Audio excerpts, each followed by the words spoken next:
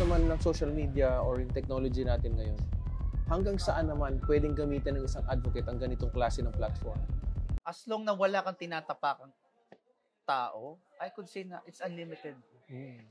As long na totoo ka sa ginagawa mo, Yes. na wala kang sinasagasaang ibang tao, hindi ka nakakasakit ng kapwa, it's unlimited. Social media is very public. Very public yan. So you really have to be cautious sa mga salitang binibitawan mo. Kasi public siya eh. So hindi mo alam hindi mo na maibabalik pag may nasabi kang hindi maganda sa kapwa mo, hindi mo na siya maibabalik. Ang bilis mag-screenshot ngayon, ang bilis mag-video, mag-record ngayon. Di ba?